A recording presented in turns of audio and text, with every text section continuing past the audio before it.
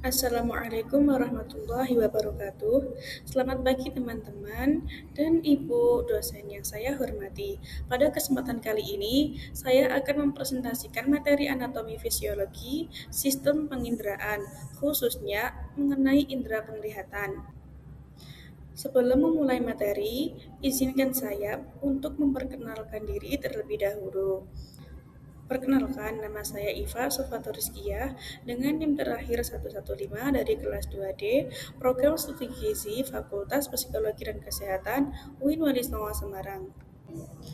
Tujuan pembelajaran pada materi ini adalah menjelaskan pengertian dan fungsi mata dengan tepat, menjelaskan fungsi dari struktur bagian-bagian mata secara lengkap. Yang ketiga, menjelaskan proses terjadinya cacat mata atau miopia, hipermetropia, dan astigmatisme, beserta sebab-sebabnya berdasarkan literatur terkait. Kemudian, mendeskripsikan kelainan pada mata-mata kaitannya dengan bagian-bagian mata yang sesuai dan akurat. Kemudian menyimpulkan cara-cara merawat mata serta dampaknya pada mata, mengidentifikasi berbagai gangguan yang dapat terjadi pada mata dan cara menanganinya secara klinis. Nah, sebelum masuk ke materi utama, saya ingin mengajukan pertanyaan sederhana. Pernahkah teman-teman berpikir bagaimana kita bisa melihat warna, bentuk, dan gerakan di sekitar kita? Semua itu terjadi karena adanya kerjasama yang sangat kompleks antara mata dan otak. Kita bisa saja melihat mata 10 kurang lebih 10 juta warna. Mata dapat membedakan jutaan warna. Retina mengandung jutaan sel. Mata adalah organ indera penglihatan yang berfungsi menerima rangsangan cahaya dari lingkungan.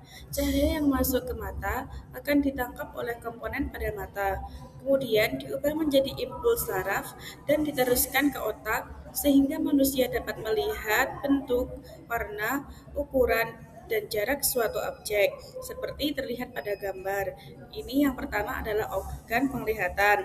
Kemudian bisa menerima rangsangan yang berupa peka terhadap cahaya. Kemudian mengandung fotoreseptor, kemudian terhubung ke dalam otak. Kemudian, fungsi mata sendiri adalah untuk menangkap cahaya, memproses informasi melalui saraf optik, dan diteruskan ke otak untuk ditafsirkan menjadi gambar yang kita lihat. Selanjutnya ada organ tambahan mata. Organ tambahan mata berfungsi melindungi mata agar tetap sehat serta membantu mata bekerja dengan baik. Yang pertama ada alis mata. Alis mata terletak di atas mata dan terdiri dari rambut-rambut halus yang berfungsi sebagai mencegah keringat, air, dan debu masuk ke mata. Kemudian melindungi mata dari cahaya yang berlebihan. Yang kedua ada kelopak mata. Kelopak mata adalah lapisan kulit yang dapat membuka dan menutup, yang berfungsi sebagai melindungi bola mata dari benda asing dan cahaya yang terlalu terang. Kemudian menjaga kelembapan mata dengan menyebarkan air mata saat berkedip. Yang ketiga ada bulu mata. Bulu mata adalah rambut halus yang tumbuh di tepi kelopak mata, yang berfungsi sebagai menyaring debu, kotoran, atau benda kecil agar tidak masuk ke mata. Kemudian merangsang kedipan jika ada benda yang mendekat. Yang terakhir ada kelenjar air mata. Kelenjar air mata terletak di bagian atas luar mata dan di kelopak mata, yang berfungsi sebagai menghasilkan air mata untuk membasahi dan melembabkan permukaan mata. Yang kedua, membersihkan mata dari debu dan membunuh kuman. Kemudian ada anatomi mata. Mata itu tersusun dari beberapa bagian yang bekerja sama untuk menangkap cahaya dan mengubahnya menjadi impuls saraf yang dikirim ke otak. Yang pertama ada kornea. Lapisan bening di bagian depan mata berfungsi melindungi mata dan membias cahaya yang masuk. Yang kedua ada iris atau selaput pelangi. Bagian berwarna pada mata yang mengatur besar kecilnya pupil. Yang ketiga ada pupil, lubang di tengah iris mata, cahaya masuk ke dalam mata. Kemudian ada lensa. Lensa mata berfungsi memfokuskan cahaya agar jatuh tepat di retina. Yang kelima ada otot siliari, yaitu otot yang mengubah ketebalan lensa agar mata dapat melihat dekat maupun jauh. Yang keenam ada sklera, yaitu selaput putih yang kuat melindungi bagian dalam mata dan menjaga bentuk bola mata. Yang ketujuh ada koroid, yaitu lapisan di bawah sklera yang banyak mengandung pembuluh darah dan menyuplai nutrisi ke mata. Yang kedelapan ada retina, lapisan pekat cahaya yang berisi sel batang dan sel kerucut untuk menerima rangsangan cahaya. Yang kesembilan ada bintik kuning atau fovea, bagian retina yang sangat pekat cahaya yang berfungsi untuk melihat objek dengan jelas. Yang kesepuluh ada bintik buta, yaitu tempat keluarnya saraf optik dari mata, tidak memiliki sel pekat cahaya sehingga tidak dapat melihat. Yang ke-11 ada saraf optik, yaitu saraf yang membawa impuls dari mata ke otak untuk diolah menjadi gambaran yang kita lihat. Yang ke-12 ada badan kaca atau vitreous, yaitu cairan bening seperti gel yang mengisi bagian belakang mata dan menjaga bentuk bola mata. Selanjutnya ada otot mata. Otot mata berfungsi menggerakkan bola mata ke berbagai arah. Dengan adanya otot-otot ini, kita dapat mengikuti objek yang bergerak, melihat ke atas, bawah, kanan, maupun kiri dengan mudah. Nah, yang pertama ada musculus rectus superior, yaitu berfungsi menggerakkan mata ke atas. Yang kedua ada musculus rectus inferior, berfungsi menggerakkan mata ke bawah. Yang ketiga ada musculus rectus medial, yang berfungsi menggerakkan mata ke arah hidung atau ke dalam. Yang keempat ada musculus rectus lateral atau luar, berfungsi menggerakkan mata ke arah pelipis. Yang kelima ada musculus oblique superior yang berfungsi menggerakkan mata ke bawah dan ke arah luar. Dan yang terakhir ada musculus oblique inferior, berfungsi menggerakkan mata ke atas dan ke arah luar. Selanjutnya ada syaraf mata. Apa sih sebenarnya syaraf mata itu? Syaraf mata adalah saraf optik yang berfungsi menghantarkan impuls yang berasal dari retina menuju otak. Tanpa saraf optik, informasi visual yang diterima mata tidak dapat diproses oleh otak. Nah, yang pertama ada nervus opticus, yaitu membawa informasi penglihatan dari retina ke otak atau korteks visual untuk diolah menjadi gambar. Yang kedua, ada nervus oculomotorius, yaitu menggerakkan sebagian besar otot ekstraokular, mengangkat kelopak mata, dan mengatur ukuran pupil. Yang ketiga, ada nervus trochlearis, yaitu menggerakkan otot optik superior yang berfungsi untuk menurunkan dan memutar mata ke dalam. Yang keempat ada nervus abducens, yaitu menggerakkan otot rectus lateral yang berfungsi untuk menggerakkan mata ke arah luar atau abduksi. Lapisan bola mata terdiri dari 3 lapisan utama. Lapisan luar yang berfungsi melindungi mata, lapisan tengah mengatur aliran darah dan cahaya yang masuk, sedangkan lapisan dalam retina berfungsi menangkap rangsangan cahaya. Nah, lapisan yang pertama yaitu lapisan luar atau fibrosa. Lapisan luar yang terkuat dan berfungsi melindungi serta mempertahankan bentuk bola mata. Yang pertama ada sklera, yaitu bagian putih mata yang kuat dan melindungi bagian dalam mata. Yang kedua ada kornea, yaitu bagian bening di depan mata yang melindungi dan membantu membiaskan cahaya. Yang kedua ada lapisan tengah atau uvea, lapisan vaskular atau pembanyak pembuluh darah yang memberi nutrisi pada mata. Yang pertama ada koroid, kaya pembuluh darah, memberi nutrisi pada retina. Yang kedua ada badan silaris, yaitu menghasilkan cairan aqueous, humor, dan membantu akomodasi lensa. Yang terakhir ada iris, memberi warna pada mata dan mengatur besar kecilnya pupil. Selanjutnya ada retina dan fotoreseptor. Retina merupakan lapisan yang sangat penting karena mengandung sel fotoreseptor, yaitu sel batang dan sel kerucut. Sel batang berfungsi membantu penglihatan pada kondisi gelap, sedangkan sel kerucut berperan dalam melihat warna dan detail benda. Seperti terlihat pada gambar tersebut, retina yaitu lapisan pekat cahaya yang mengandung fotoreseptor, sedangkan fotoreseptor yaitu sel khusus di retina yang menangkap cahaya dan mengubahnya menjadi impuls listrik. Selanjutnya ada struktur fotoreseptor. Yang pertama yaitu lapisan pigmen retina, kemudian bagian luar atau ujung sel. Yang ketiga adalah segmen luar atau konseptor cahaya. Yang keempat ada segmen dalam yaitu mengubah cahaya menjadi impuls. Yang terakhir ada sinapsis, menghubungkan ke sel saraf lain. Nah, sedangkan sel batang ini yang berwarna keunguan, peka terhadap cahaya redup, tidak dapat membedakan warna, berfungsi untuk penglihatan malam dan perifer. Nah, yang berbentuk kerucut ini peka terhadap cahaya terang, dapat membedakan warna merah, hijau, atau biru, berfungsi untuk penglihatan siang hari dan detail.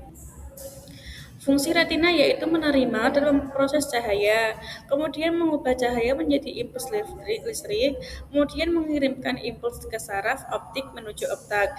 Proses secara singkatnya yaitu cahaya masuk, kemudian diterima oleh fotoreseptor, kemudian diubah menjadi impuls listrik, kemudian dikirim ke otak melalui saraf optik, kemudian otak memproses menjadi penglihatan.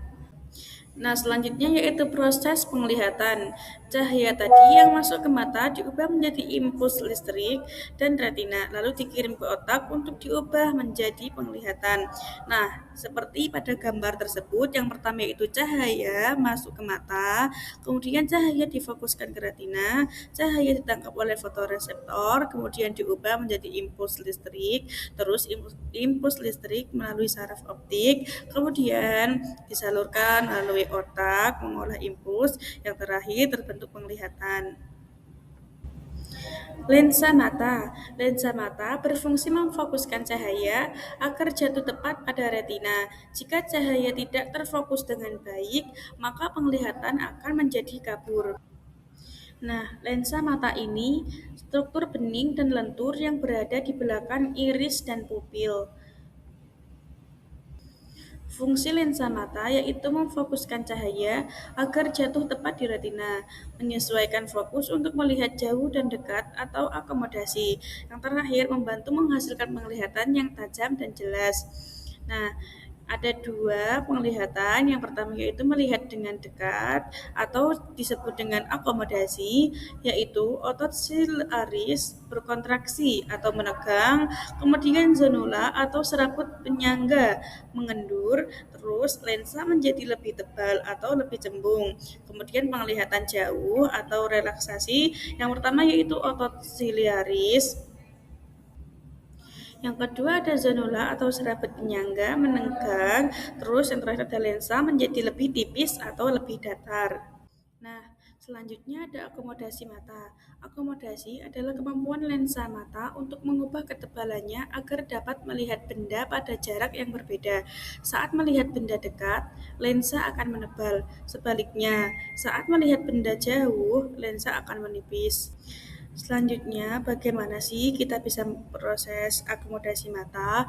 Yang pertama yaitu kita melihat benda dari dekat maupun dari jauh, kemudian diproses di otot siliaris berkontraksi jika dekat atau relaksasi jika jauh.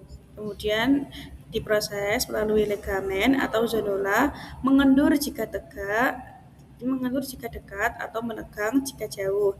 Kemudian diproses lagi menjadi lensa menebal jika dekat atau menepis jika jauh.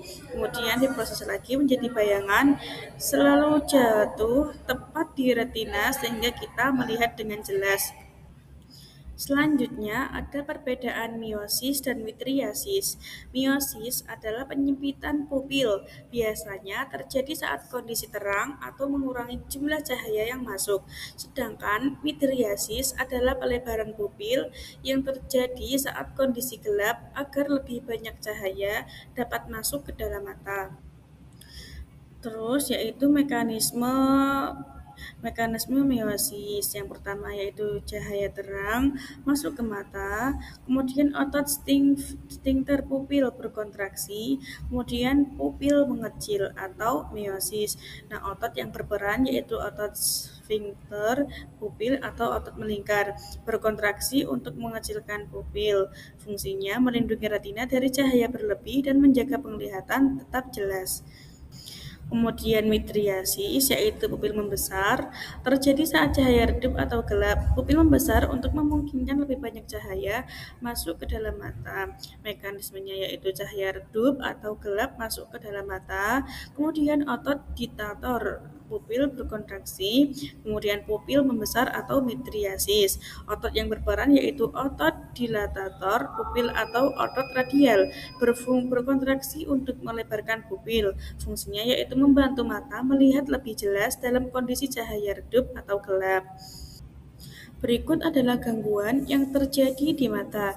Yang pertama ada raben jauh atau miopia, sulit melihat benda yang jauh. Kemudian ada raben dekat, yaitu hipermetropia, sulit melihat benda yang dekat. Kemudian ada katarak, lensa mata menjadi keruh.